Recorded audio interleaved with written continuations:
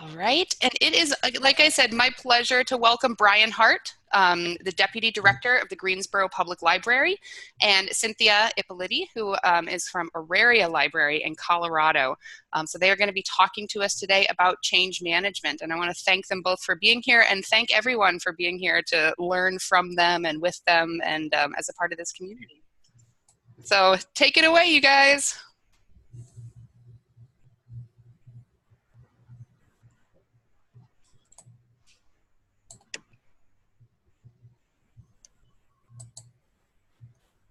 Okay, and Brian, you might need to unmute yourself.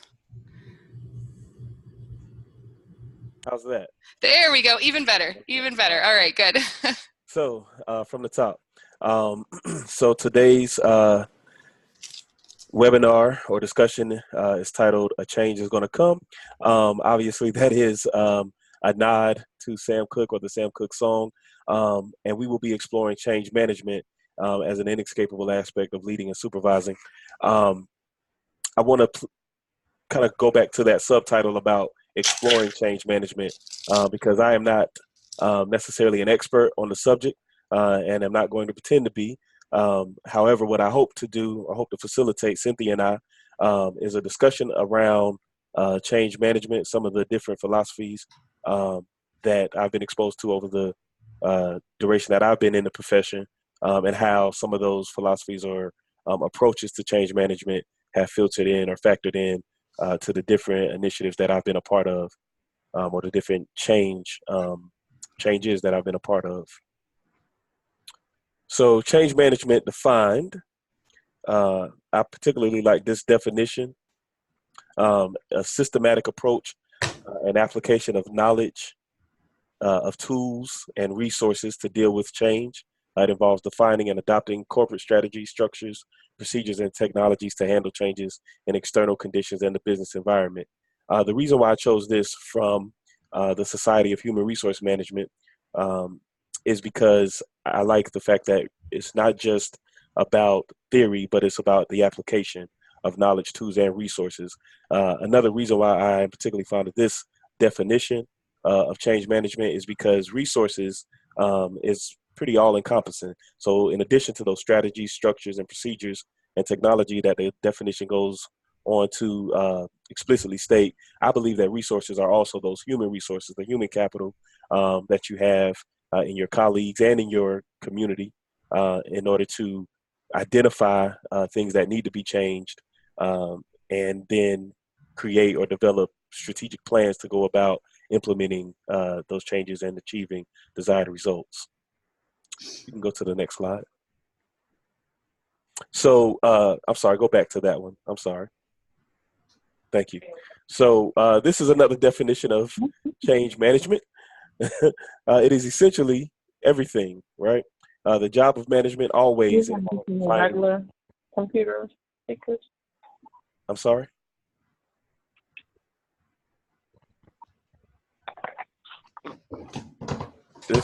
Was someone interjecting? I'm sorry.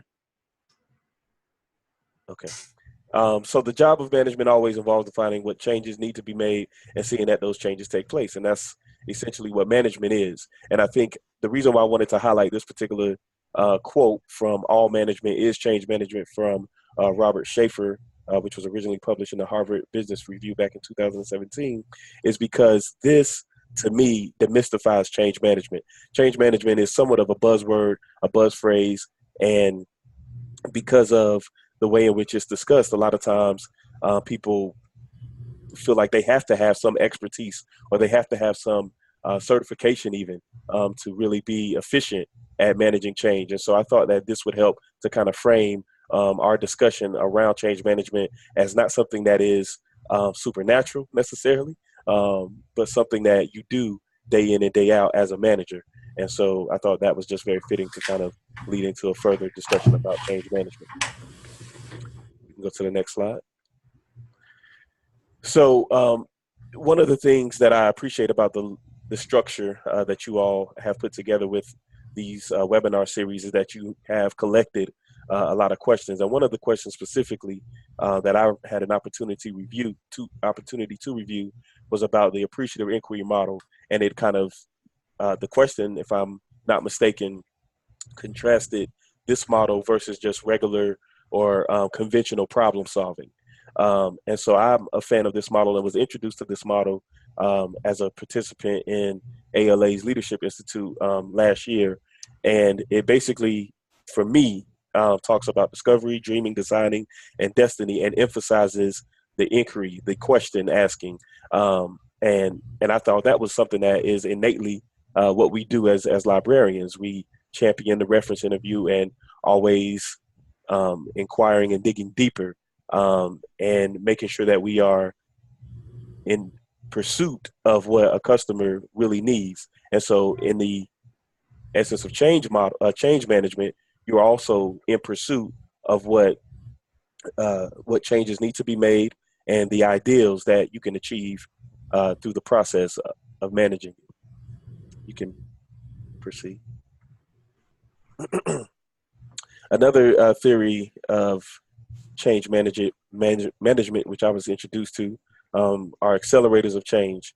And I particularly like this because it focuses on implementation of strategy that uses an agile network-like structure.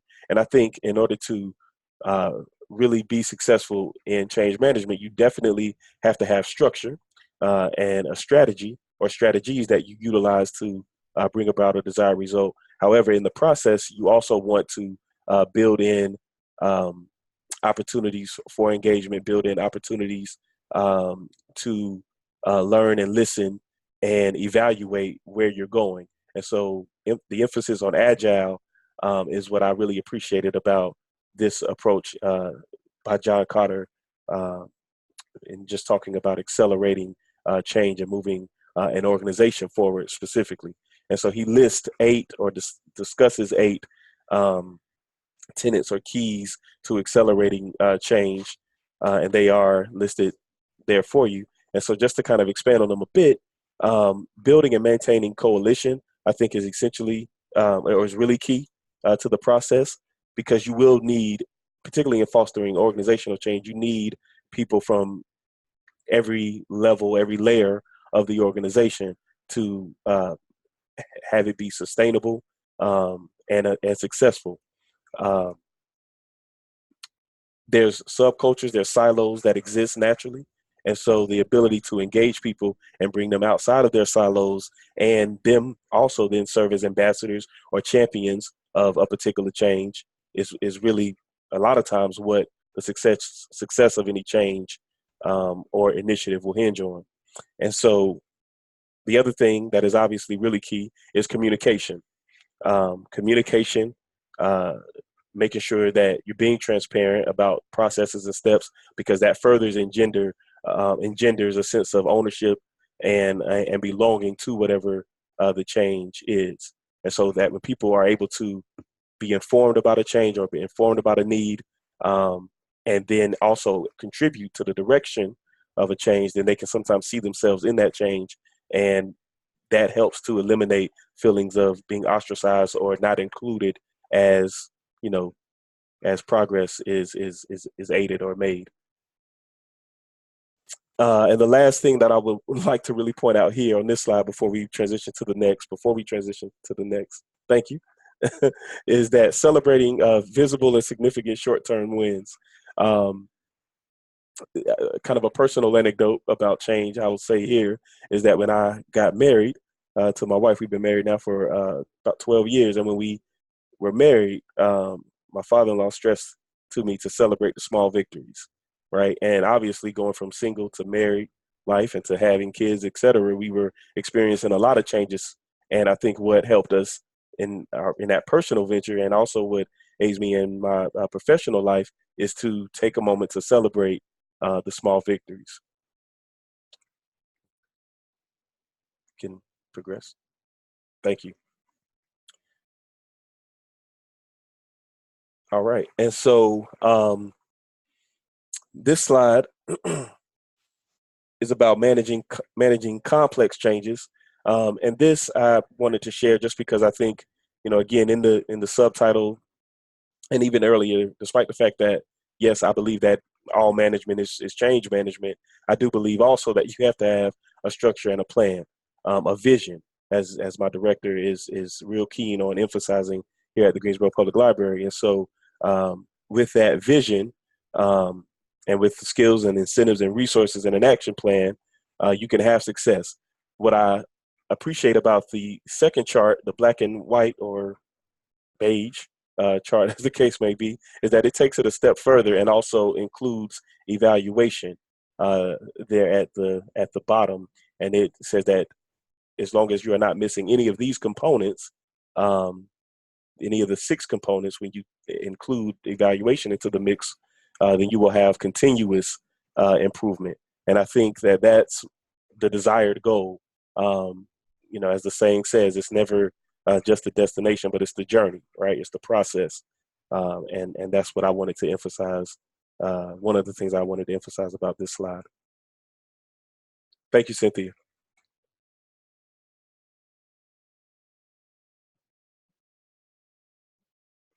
You can progress.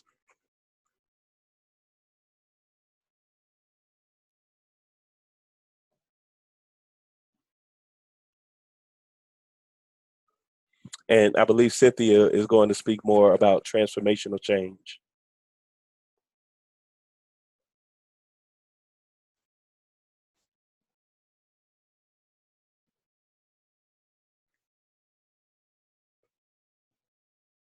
All right, thank you. And hopefully everyone can hear me.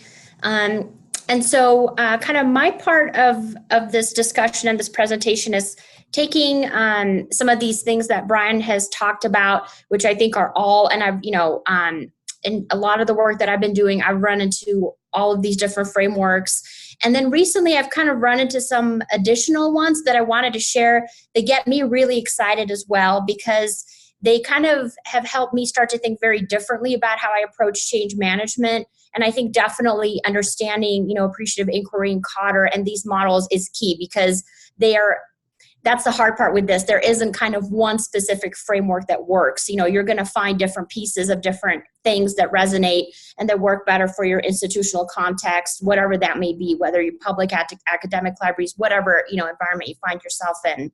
And to me, these models are really kind of taking that element of agency sort of a step further. And we're also going to be touching a little bit about, or maybe quite a bit about equity, diversity, inclusion, which is a huge piece of change management, really, of everything that we do within these organizations.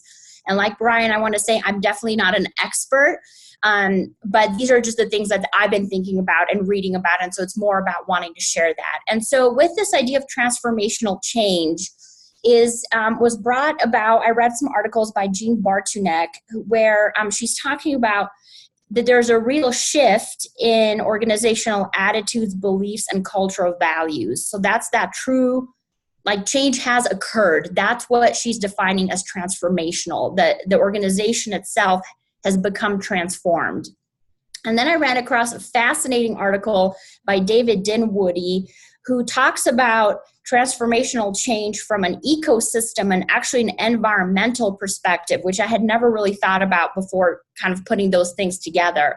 But he's talking about change that is widespread and self-sustaining. So again, very similar to what Bartunek is touching on. It occurs in stages and in systems that are facing those systemic disturbances. So again, echoing back to Cotter's work about where's the urgency for change, this is that element of that. But however, this may seem very chaotic, but it isn't, because these changes encounter predictable challenges and opportunities that can be leveraged to sort of help manage these processes. So that's why I was just like, I don't know, for me, sort of the light bulb when I read these things, and I was like, this is fascinating. I want to find out more. So I'm going to talk a little bit more about what this looks like in practice as well. So one of the big pieces of transformational change is this idea of networks of influence. And I'm going to actually talk a little bit about the bottom piece first. Batilana and Cacharo talk about these networks of influence. So there's kind of in their work, there's 2 types of networks. There's the cohesive, where all the people within that particular network know each other. And there's the bridging, where the people who or the individual or department or whatever are not necessarily connected to one another. So they're kind of external.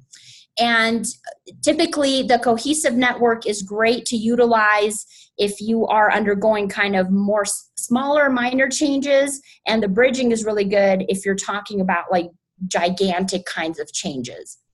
And I thought also too that was really fascinating, because if you're thinking about the people within an organization, and then your stakeholders, those are really kind of the two networks of influence that you're trying to sort of work through or exert, depending, again, kind of where you are in the organization and how everything is structured. And obviously the type of network you have will influence how the change occurs. And so understanding and mapping out these networks of influence can often help you figure out, as Brian was talking about, who is that coalition that you need to drive the change forward, who perhaps are kind of more challenging. How do you sort of leverage all these different stakeholders? And so within these networks, David Dinwoody is talking about these different types of change agents. So again, to me, this is a very powerful analogy for trying to figure out internally how you deploy those change agents, and maybe identifying yourself or others as change agents, and then figuring out, working externally with your stakeholders, how do you deploy your change agents to help effectuate whatever kind of change you're undergoing. So the pioneers that David Dinwoody talks about are those folks who quickly assimilate the change and can really serve as champions across campus or whatever the organization is. Midfielders are more pragmatic, and they really think about kind of the broader vision and the bigger picture. And the mature players ensure that the most impactful change can be sustained over time. And I know in a lot of conversations regarding change management, there's always the questions about how do you deal with, perhaps people who are not ready to change, who are not thinking about change. But this, to me, frames it in a much more positive way. And it's trying to really understand where those people, like where the mindset for each of those type of change agents is coming from. And this is sort of where I want to pause for just a minute and talk a little bit about that issue of equity, diversity, and inclusion, because this is a big piece of it. So especially when you're talking about the different voices that are being heard or not heard, those voices that are being excluded, some things to consider are exactly that. Who are you inviting to share feedback, and who are you leaving out, and what are those perspectives? So being very, very thoughtful about that. Are you also engaging the stakeholders, whether internal or external, in not only addressing the challenge, but helping you identify the solution? And we'll talk a little bit more about that in just a second. What biases are built into this process, and how can you overcome them? Obviously, you have your own perspective, your own ideas, especially if you're within, you are at that administrative level, but making sure that those biases don't influence you to the point where you are not thinking as holistically and inclusively as possible. Additionally, what power dynamics are at play within whatever stakeholder group that you have? So again, if change is coming kind of from the top down, that's a very clear power dynamic on many different layers. And so making sure that you are thinking about those things. And this is a tough one, and I don't necessarily have an answer for this, but also thinking about how are these solutions and these challenges that you're thinking through addressing issues of oppression and marginalization, perhaps again internally within your own organization, but also externally in terms of the stakeholders that you're serving. So I know that's a lot, but I feel like I just wanted to kind of make sure that all that was packaged together, because to me it's so interrelated. Okay, so kind of sort of finishing up with a stakeholder engagement framework. So the article from ACRL, that very first one that you see, really opened my eyes in thinking about how to engage stakeholders. Again, this can be internal or external. And they kind of the authors outlined some strategies. And then the article from the National Library of New Zealand went a step further and said, not only you have to think about how you're engaging your stakeholders at all parts of the change process, but what does that mean? So that article, the second one, does a really great job of kind of saying, well, how are you going to do this? Are you going to do focus groups or interviews, or actually thinking about like what are the actual activities that you would need to do?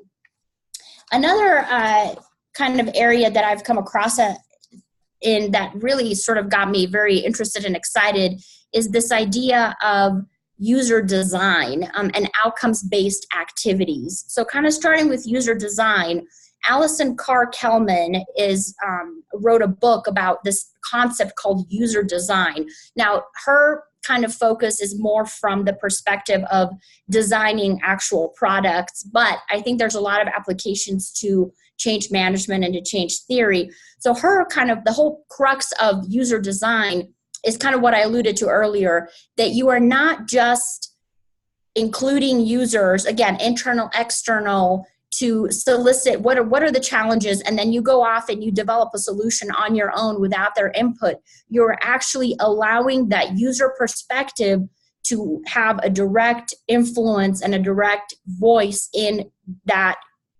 solution generation process. And with outcomes, it's this idea that you are trying to think about what are your inputs, so what are your data points that you're collecting, so what are the user needs that you are collecting via these mechanisms, these methods, which can include everything, again, from kind of ethnographic studies, interviews, focus groups, meetings, surveys, all of that. And how are you measuring and defining the actual impacts, benefits, or changes for your user group during or after whatever that you've implemented? I know that's kind of hard to sort of try to explain very quickly in a webinar like this, but I definitely encourage you to look at those links because they definitely do have more.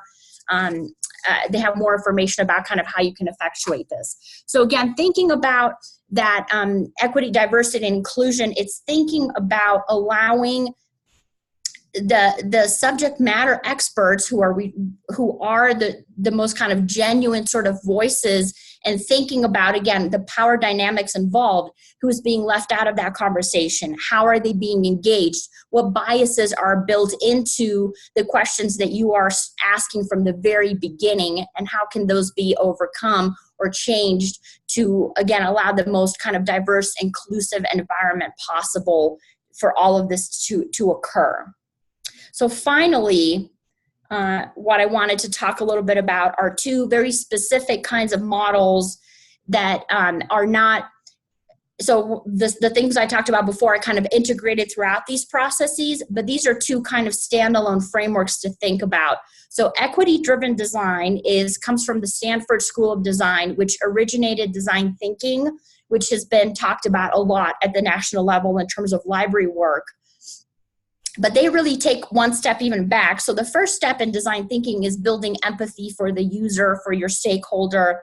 But they kind of are integrating equity, diversity, and inclusion into even that very first moment, making sure that as you're building empathy, you are truly understanding your own biases, you're trying to overcome those biases, and you are making sure that those stakeholders and those users are included from the very beginning of the process. One of the big criticisms of design thinking has been that, again, we kind of go off in a room, we brainstorm some stuff, and then we put out a solution, and we don't really talk about with the very folks who are going to be affected by these things in a way that's genuine and meaningful to them and what they're going through.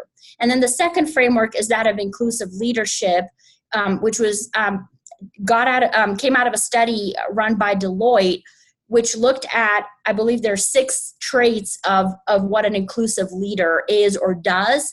And it's, again, thinking about those very concepts. It's having the courage to recognize that, yes, there are biases, there are injustices, there are things going on that are not good and that need to change. It's also including communication. It's looking as cognizance, as being very self-aware as a leader, and hopefully through that self-awareness helping others think through the same things. And so again, I found some of these very, very interesting frameworks for how to think about how I'm kind of helping shape the organization, but then helping others kind of think through some of the very same things. So I think the next part of our presentation, and I know we're going to keep it brief because we want to make sure that we have enough time for Q&A, is to provide you with some quick examples of how all of this stuff might be at work. And I will say this, that for Auraria Library, we are at the very beginning stages of all of this. And so I haven't been able to put like all this stuff into motion, into action. But one of the first things that we are doing, which for me is a very different strategic planning process than I've ever kind of done before, is to really bring that stakeholder engagement into play. So as you can see, the internal process is pretty straightforward. We're talking about what are departments kind of working on, what are the broad organizational outcomes, how do we measure metrics, that's pretty standard, typical. But the external process is where we are going to be reaching out, and the challenge we have is that we are a tri-institutional campus. So the library serves 3 different institutions, all co-located on the same campus. So we have 3 sets of stakeholders that we have to engage with, which makes it very interesting. And so we're going to be engaging in some futures thinking workshops with those stakeholders so that we are going to be hearing directly from them what is the vision for the library, fully understanding that we may not necessarily implement everything or kind of, I don't know. I don't quite know what's going to happen, but that's sort of the exciting part. And as far as I know, I mean, I have not been at a library that's really done this in a systematic and a very kind of conscious way. So I'm really excited to sort of see how that might work. And I'll keep everyone posted. We haven't done it yet. It's happening in the fall. So we'll see how it goes. And I'm going to turn it back to Brian, who'll talk a little bit about some of the examples that he has.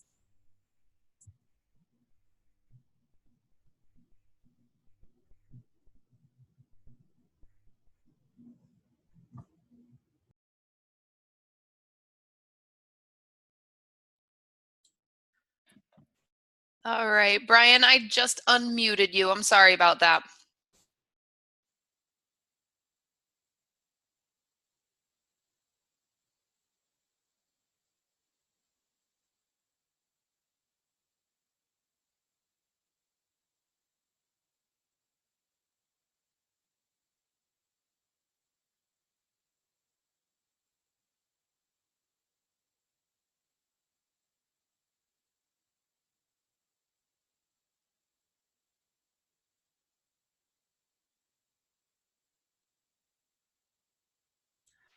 Brian, are you there?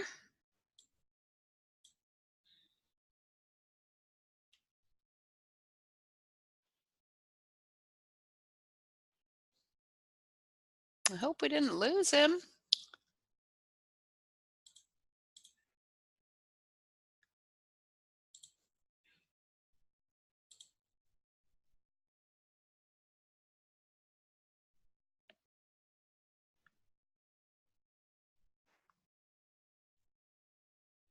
All right, Brian, can you hear me? I'm seeing the slides moving, but I'm not hearing you talk.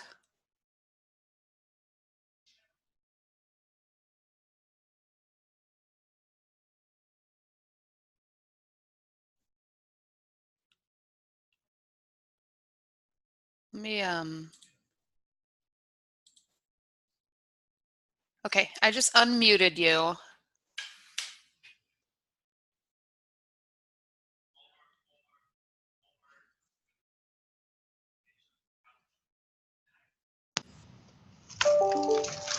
All right, there you are.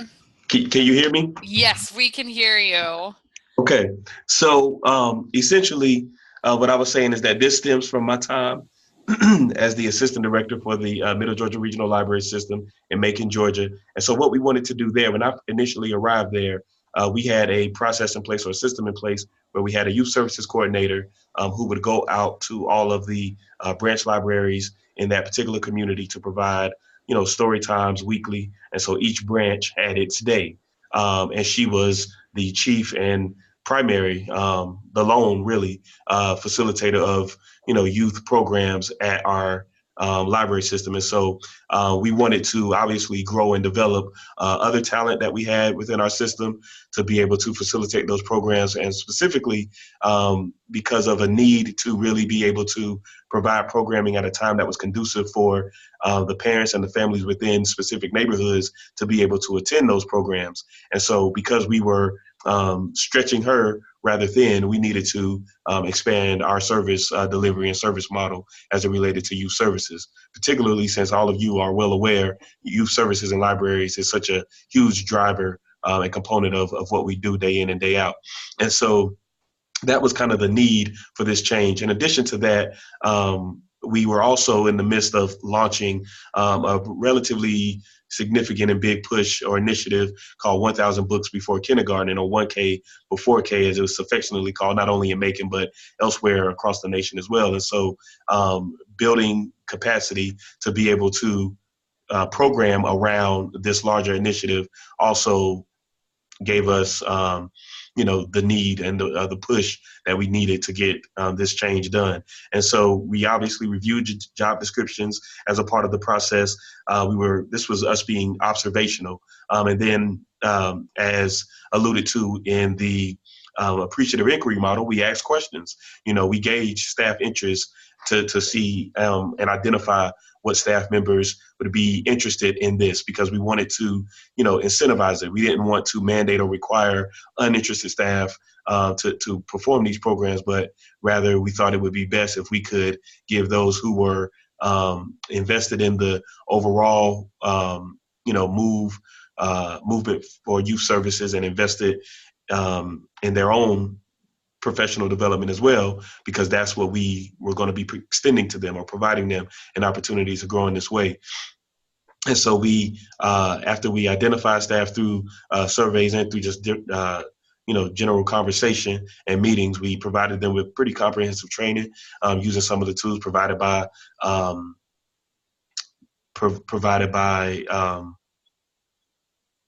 Georgia Public Library Service, ALA, and other resources. And then, we observed and continued to evaluate them. And so the picture of the young lady and the two children there her name is Virginia, and she was one of the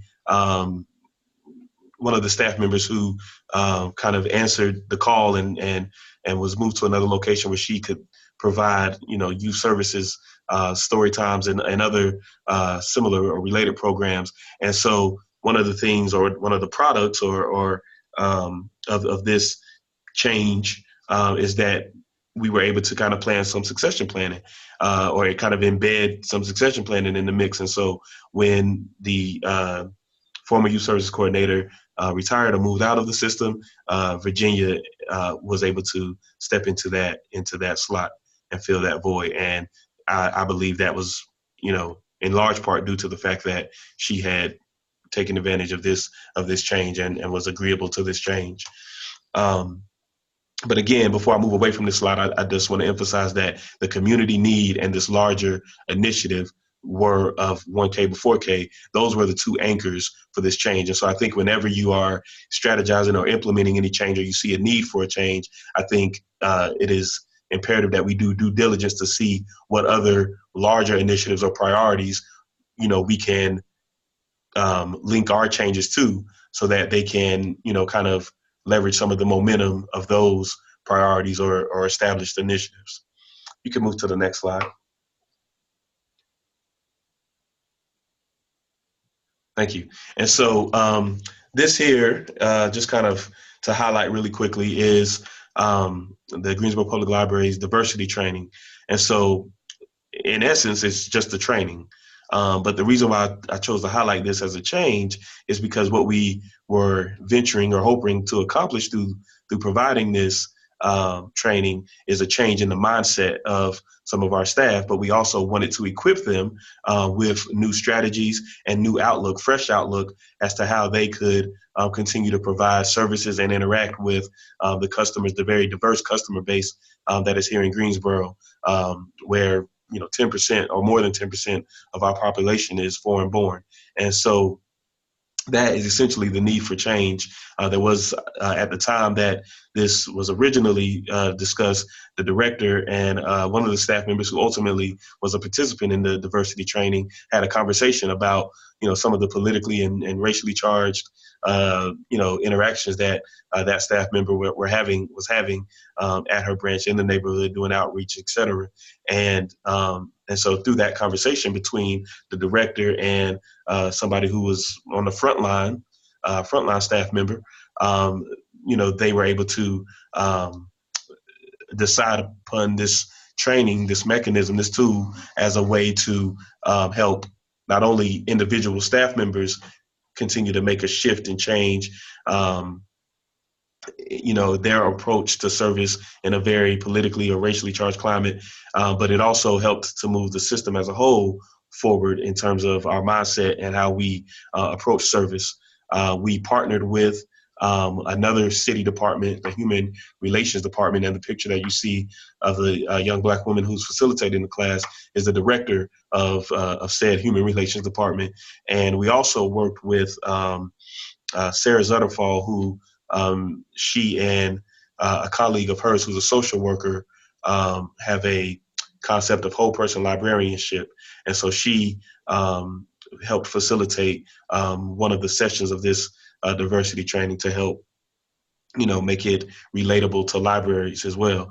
And so one of the products or the progress that we've seen as a result of this change, or this being introduced into our curriculum here at GPL, is that we've seen increasing confidence and an awareness among staff. We facilitated another training very recently called "If You Knew Better, You Do Better," and one of the comments that came about through that training was just how we, as a staff, can lean on and learn from one another.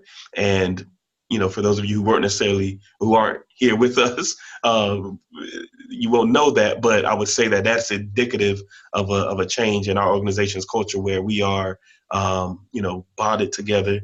We rely on one another to get the job done. And so this was a part of a larger culture shift, but something significant that I thought I could pull out to discuss in and of itself. You can progress to the next slide. Thank you, Cynthia. And so, as I mentioned, we're constantly moving and evolving as a city department, as an organization. And as Cynthia alluded to earlier, it is very key whenever you are venturing into any change that you assess and interact with and get feedback or feed forward from all of the various stakeholders. And so within our organization, obviously, people at various levels of the library are going to be our stakeholders. And so we've kind of taken a multifaceted approach to changing our organization. And that's one of the things also from the accelerator or accelerate method or manner of change where we talked about earlier, where they talked about having these various initiatives that you could, link to the overall organizational culture shift or change that you're seeking. And so one of the initiatives that we have in place is Beyond Customer Service Model. Another that we have is GPL University, which is our in-house professional development program. And so these are all tools that, we have put in place. We get a lot of feedback and a lot of input from staff. And in fact, they drive many of these initiatives. And so what you see there on the in the right-hand panel with those pictures, the first picture is of a branch tour.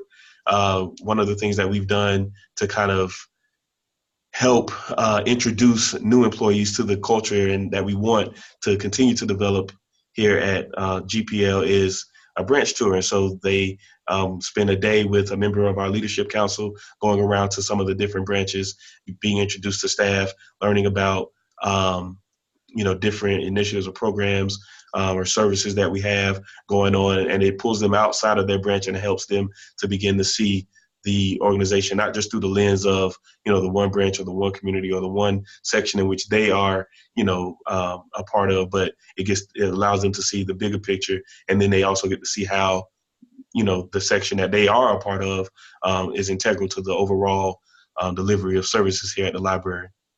The second picture is just me and one of the branch managers, in a meeting where we were working on a technology initiative that the system has going on. And the third is like a workshop where we have selected or identified different ambassadors. You might have heard me use that term earlier. That's a term that my director and I are really fond of.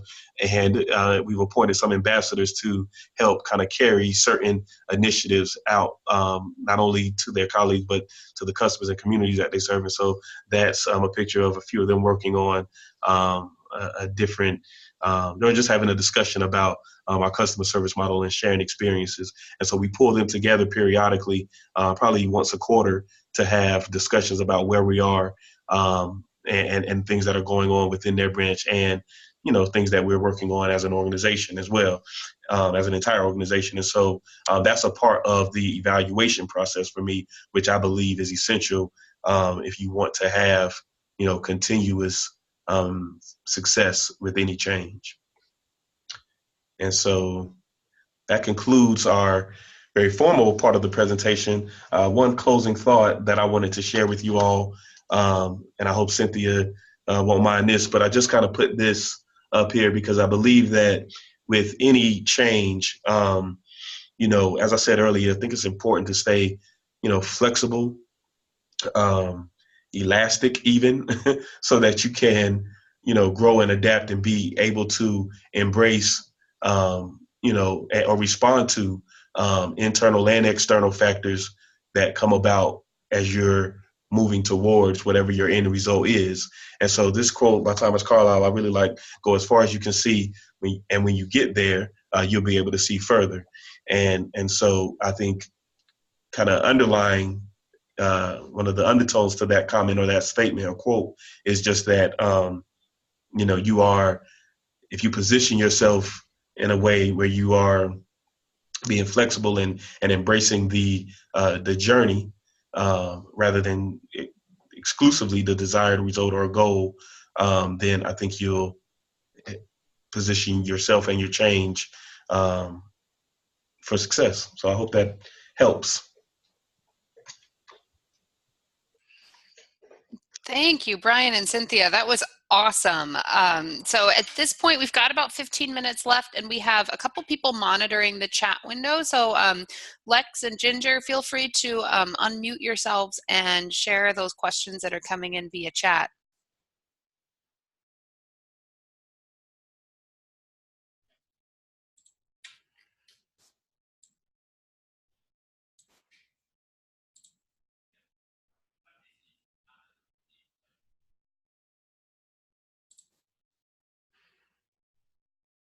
So this is Mary still. I'll jump in. There's one from Lisa. She asks, are there concrete ways for a library to define its culture and subcultures? That's a great question. I'm thinking about it. Yeah.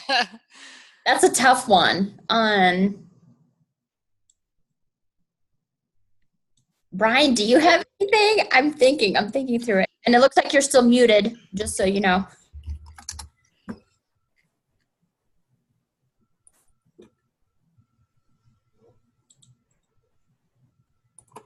All right, Brian and Lex and Cinthya are all unmuted. Okay. So for me, and I believe you guys have heard me reference my director, so I'm going to liberally speak on her behalf as well. But I think one of the key things about defining your culture is to not lose sight of what your mission is, and to be mission focused, and to not look at that mission as exclusively something that you want for your community or want to do for your community, but something that you want for your staff as well. And so how we define our culture is one that is focused on continuous improvement. And how that relates to our mission is that one of the pillars or tenets of our mission is that we foster lifelong learning. And so to that end, we implemented the, or developed the the internal in-house professional development program that I referenced, the GPLU. So for me, that's a concrete strategy that is used to help reiterate and reinforce that we are a culture and a team and a staff of lifelong learners. And so it's not just that we go out here and do services for the staff, or for the community, which obviously we do, and we enjoy and appreciate the opportunity to do so, but we also cultivate the mindset of lifelong learners to be able to really effectively take that out to our customers. So to me, that's a concrete strategy. So I guess, to sum that up in terms of how you define culture, or how a library could define its culture, I would say that you have to, again, be mindful, remain mindful, ever mindful of your mission, and your place in the community, and then, develop strategies or product or projects around that mission and that place that you have in the community. And to build off of what Brian just said, what he just said made me realize too, I think part of it is telling that library story. And there's actually, and I'll see if I can find it before I forget, there was actually a great toolkit that kind of walked through how do you tell your library story, what is your library story. And I think in thinking through some of those elements, and it goes back to a lot of what Brian just said, like what's your mission, who's your community, what are you trying to do? And that can also help crystallize, well, what do we stand for? Who are we? What are our values? Back to those elements of culture that are hard to define, but they're important if you're going to try to, to effectuate some of these changes that we've talked about. So I think telling that library story, both internally and externally, can also assist with that. And I'll see if I can find that link. That's awesome. Thank you both for that answer. And we have another question from Bob. He says that he has a lot of staff and they've tried appreciative inquiry, but those who weren't on board created a lot of skepticism. How did you align the staff to be unified, moving toward the goal of change? So, Cinthya, is it okay that I take the lead on that? Okay, so I'll be brief. I think. So one of the things that I share this, I have this conversation with management staff and other staff here, paraprofessional staff as well here at the library. A lot of the initiatives like GPLU or like the Beyond Customer Service initiative that we have going on, and some of the others that are really infectious, really positive. We also have to be mindful and willing to hold people accountable, and to champion our staff behavior guidelines and processes. And so to answer the question about people creating or generating a lot of skepticism, one of the core tenets in our library system and within our staff behavior or conduct guidelines is that staff are given a safe space to air their concerns, share their concerns, and to work on things. But there is also an expectation that we communicate that once all of that data has been collected, once all of that has been taken into account, and then a decision is made from wherever it's made within the organization, there's an expectation that that decision be supported. And if people are fueling skepticism in a way that's contentious, divisive, even, then we are not afraid to hold them accountable. Because we are very mindful of the fact that that kind of activity can derail change. And so I'll stop right there because I said I'd be brief.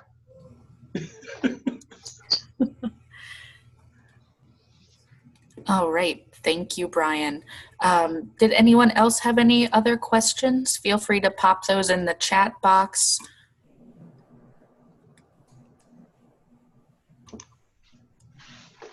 All right. I'm not seeing any, but just a few more seconds in case it's a long one.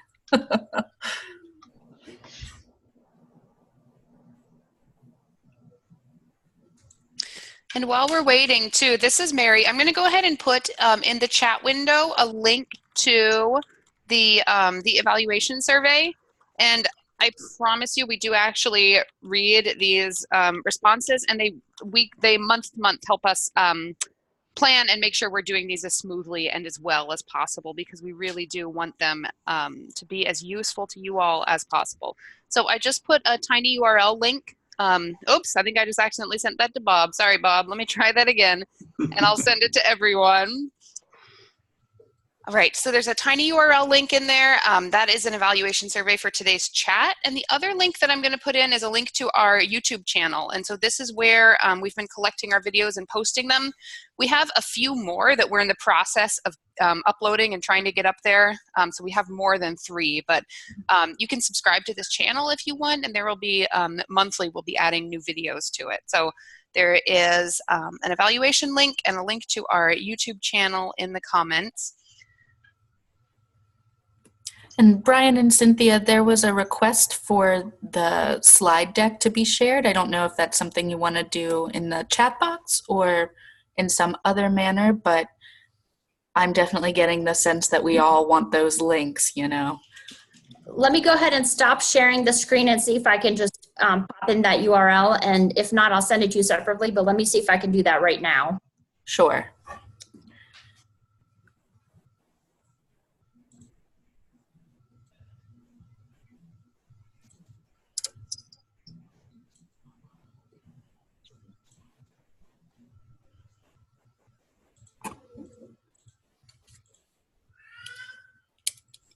While we're waiting, can I just say thank you again, Mary, and everyone involved in hosting and making these available.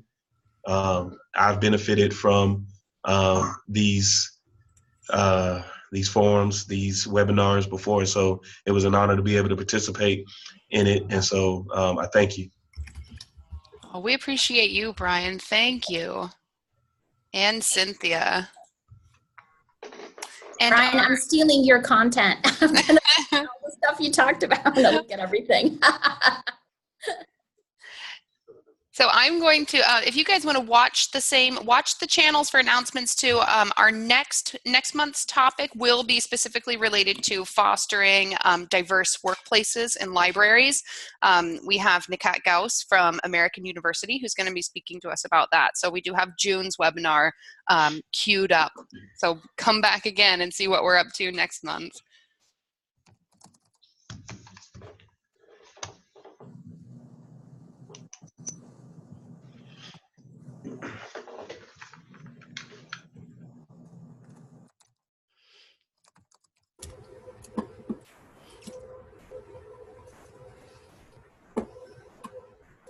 All right. Oh, and Cinthya put the links to the slides there in the chat box. So thank you, Cinthya. That's super helpful. And I'll, Cinthya, is it okay if I put the link to these slides in the YouTube video description? Absolutely. Okay, so people can follow along if they want to watch. All right. I'm getting the toolkit, the Telling Your Library Story toolkit, right? Oh, great. I'm putting that link as well. Wonderful. I just found it. It says for public libraries, but honestly, this will apply, I think, to everyone. So it's there as well. And yes, I just saw Bill asking a question about the YouTube channel, so let me stick that in. Some great links here. I'm glad the recording also saves the chat. So.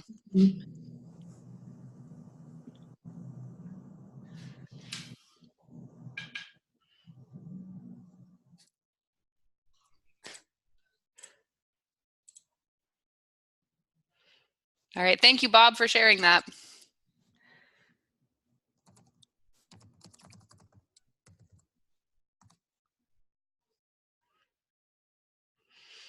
All right, so if there aren't any other questions, we'll go ahead and end this meeting. I'll get the recording processed and uploaded. We will be posting it on ALA Connect as one of the places that we'll be sharing. So you can look for it on ALA Connect or subscribe to the YouTube channel, and it will be up later this afternoon. So just a huge thank you to Brian and Cinthya for sharing their expertise. Nothing about change is easy. I love that, like managing anything, leading anything is managing change.